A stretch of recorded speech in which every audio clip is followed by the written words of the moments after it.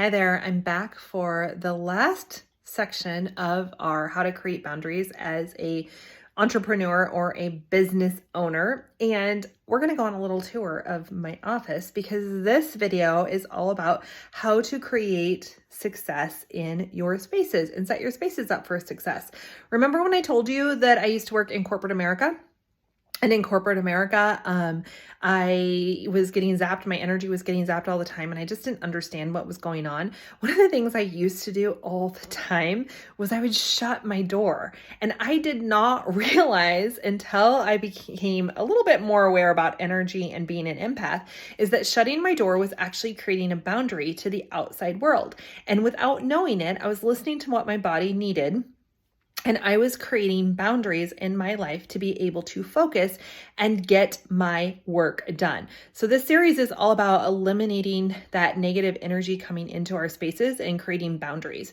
And so the last couple of days, we've looked at how to create time boundaries, how to create notifications and, cleaning up our social media and things like that. And today I want to talk about the spaces that we work in, because the spaces that we work in are actually very, very important. And that's why we're going to go on a little bit of a tour of my office. Okay.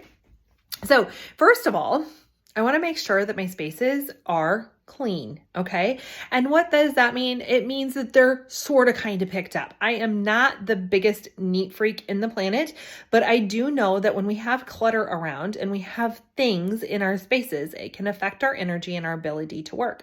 And so I try to keep my office as clean as possible. It's not always like right now I have a stack of all the kids' stuff that they've brought home from school that I need to tackle. But for right now, it's okay and it's going to stay there.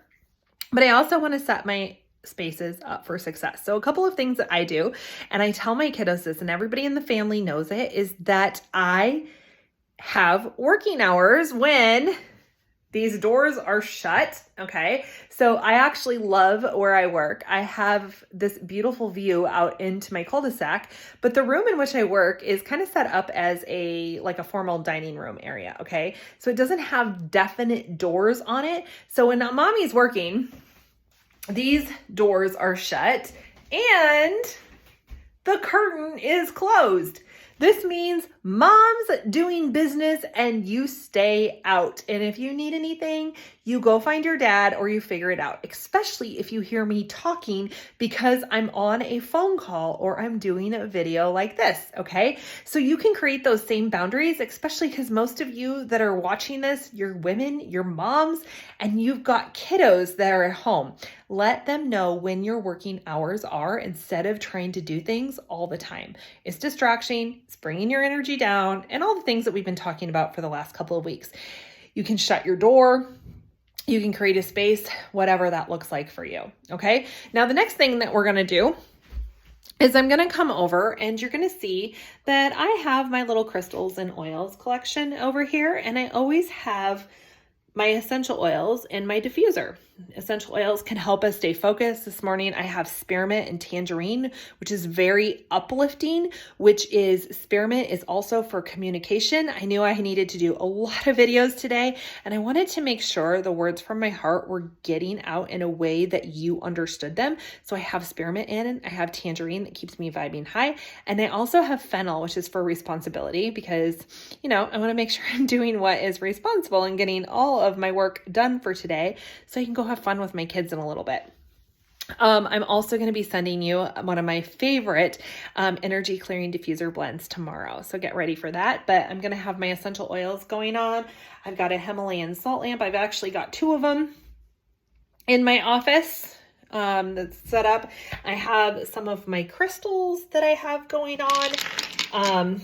The black crystals, the tourmalines and things like that.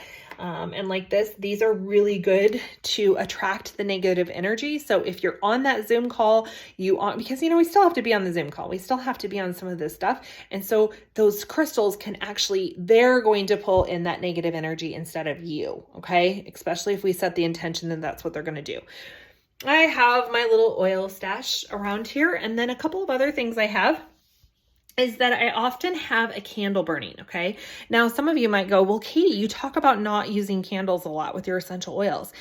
So the fire element is a beautiful element that can pull in the energy of whoever you're on the phone call. So what I do every morning is I light my candle, I get my oils going, and I set the intention that the fire and the earth and the water elements that are in a diffuser, that are in the essential oils, that are in the crystals, and that are in the fire from the candle, that those are going to actually take the energy on from everybody I'm dealing with, from anything that comes through my screen, instead of me.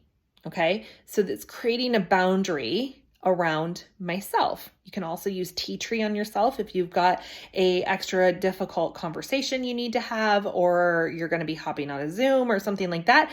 Those oils are going to create that boundary for you. The fire does as well. So when we're using candles, we just need to make sure that we're using pure beeswax with no fragrance in them, even if it is an essential oil, because most of them, the candles that are made with essential oils, they're using the chemical essential oils that are not pure. So you're not actually doing any benefit. So just having that fire element with a beeswax candle.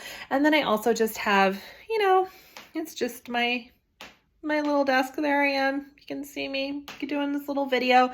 I have all the tools and tips that I need in my office. So make sure that when you sit down to work, you have that space created, whatever that looks like for you. Okay. So it's going to look different for all of you. This is my little sanctuary, but where you work should definitely be your sanctuary. And this is going to help. Do you see how this is helping?